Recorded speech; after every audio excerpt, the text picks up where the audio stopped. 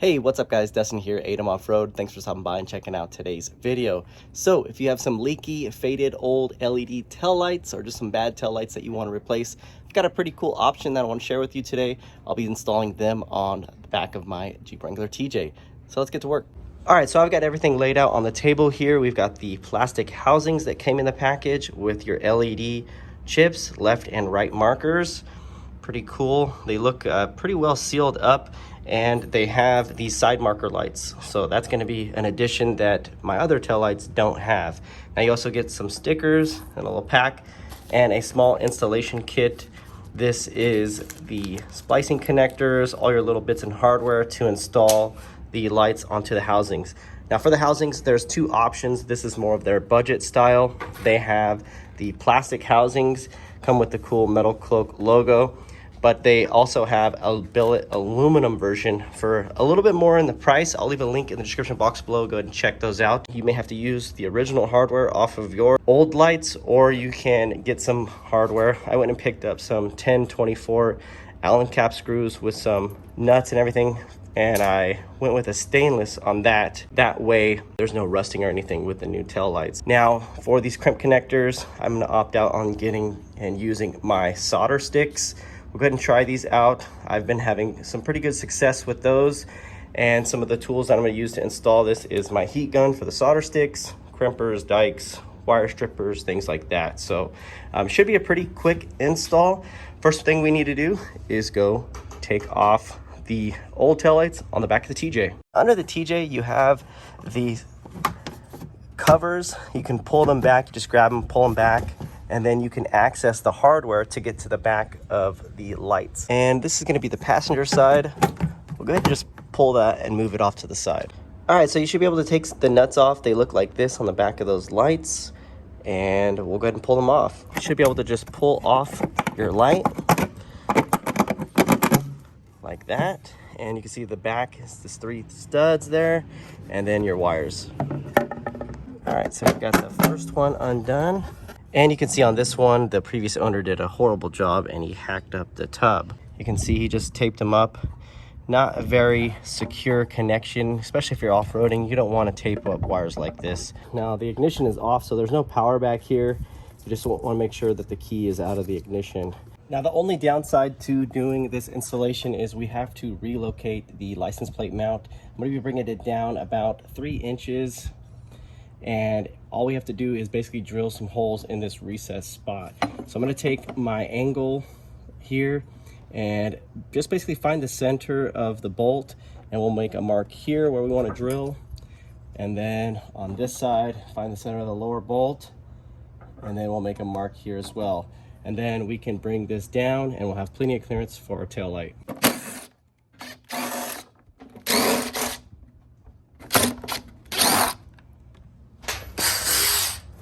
So I've got the hole all the way through, pretty nice, and then we'll go ahead and drill this one as well. So now for this hole here, I'm just gonna take my stepper bit and open that up so the bolt head fits through. So there you have it, a nice big opening for that bolt, and then the second bolt over here. Now we're only gonna be using 2 out of the 4, which it still should be fairly secure. Let's go put it back on the Jeep. So the fit up looks pretty good and secure. I'm gonna go ahead and take it back off, and we're gonna polish the paint. So I put an ample amount on my towel, microfiber towel here. We're just gonna spread it around all over the rear end of the tub, and we'll just give it a polish. And I'm just gonna focus mainly on the outlines of the tail light and the mount. There's gonna be some setup here on the bench. We're gonna open up the package they supply, and there's gonna be some really small screws, washers and nuts. Now those are gonna be for mounting the side marker light right here to the side of the housing. So I'm gonna go ahead and get that all prepped up, and I'll show you what it looks like. Get the cables through the back, and then set your marker light through here, and then you can see where it bolts up. So I've got the little washer there. We're gonna put it over the bolt. Very easy. Grab the little nut there, and then with my screwdriver from the other side, hold the bolt and then thread it on. So you want to torque these pretty tight. You don't want the hardware coming loose when you're out there on the trail. So that's what it looks like on the inside and the outside. All right, so I've got this one installed. Everything's back to normal, and I think I really like that setup. Looking pretty good there. The hole that was showing, I just put a stainless steel bolt to cover that up. But other than that, that's what it looks like with the license plate dropped and then the tail light installed. So you have the marker and brake. So it's getting dark.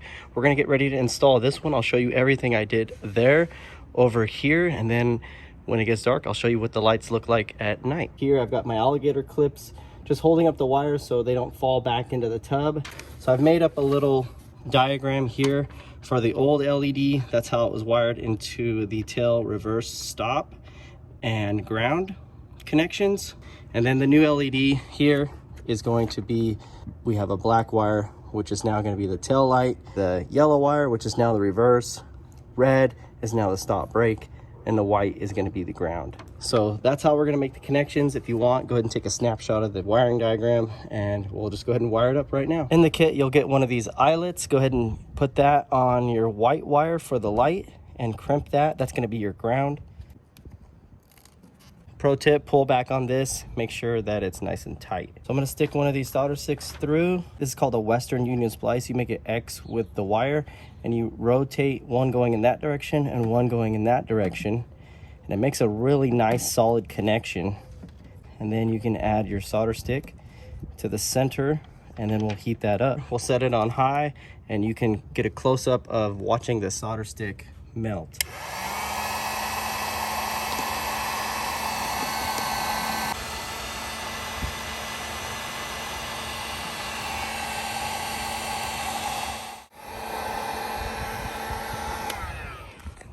All right, so that's the connection with the solder sticks. Very solid connection. Really like this because you don't need to tape it or anything. All the heat shrink does the job for you. And then of course you've got a really solid electrical connection with the solder. So I've got all the wires, we're gonna stuff those back. We do gotta remember the ground eyelet we connected, that's gonna connect to one of these holes on the back of any one of these 3 bolts. So all those are gonna go inside there. And then the housing is going to fit up. I'm going to be using these bolt pattern right here, 1, 2, 3, and then I'm going to set up my bolt and washer. I'll start getting this all on.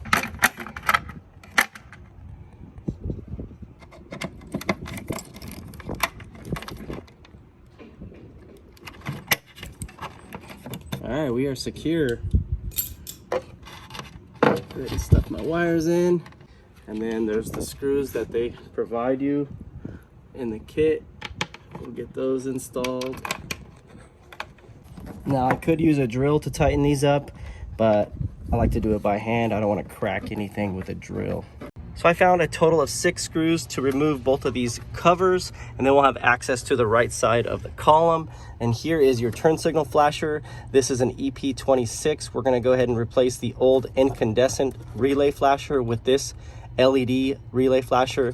Now what this does is brings your turn signals back to a normal rhythm. So this is pretty inexpensive. It's about 15 bucks. I'll leave a link in the description box below.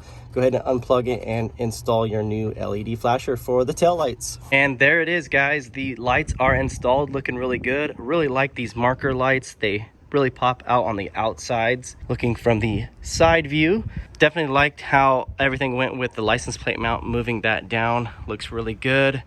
All the left blinker LEDs turned out working pretty good, and the right blinkers turned out pretty good, and then also the reversing lights. So those are all looking pretty good. And before I end this video, I want to share with you a couple updates on the auxiliary contact blocks. I know you guys have been asking me about those, and I have made a couple changes since now. So I want to kind of share that with you on the red TJ. So you get some pretty cool stickers. I'm going to put him right there. And then here are my contact block. You guys have been asking about them. Some of you guys may see there's some material protecting the magnets here. And then I've also added some pieces of sticky back tape, more like a Gorilla Tape, that you can tape behind the carpet up on the tub so the magnets don't scratch up the paint on your tub. Still working, still love it. and we use it. So I'm gonna go ahead and plug that in for you. And yeah, I got this new light up on the glass in the back of the TJ. Been really liking that, and yeah, I can't wait to get this thing camping again. So with that being said, I noticed a lot of TJ traffic coming in on the channel. If you guys are interested and would like to support the channel, go ahead and check out ATEMOffroad.com, where I'm selling those contact blocks for the lights and accessories in the back. I'll also attach the video here if you would like to check it out or want to know more about those auxiliary contacts, where we use the power off the tailgate brake light switch. It's a pretty cool mod, and I use it for everything, to charge my power bank and to also use for my refrigerator when I'm out there on the trail. So that's going to wrap it up for the install on these MetalCloak taillights. I thought they were pretty simple. It is very unfortunate that you have to move the license plate mount down to accommodate that tail light, and then also you have to supply the hardware. I wish that they could have included some of that or mentioned that in the listing when you bought these. But other than that, I think all the modifications came out well for the lights, and I think they look great. They're super bright, high visibility, exactly what I need when I'm off-roading in bad storms or on the trail when it's super dusty out. These are going to be perfect for high vis. So if you guys are interested in these tail lights, I'll leave a link in the description box below. Go ahead and check it out. Amazon is running a 10% discount, so you might want to take advantage of that. And if you want the aluminum housings, those are going to be directly at the MetalCloak website. Thank you guys for joining me on this install today. I had a lot of fun. And if you like this kind of video, hit the thumbs up, and we will see you guys on the next one. Have a good day. Peace out.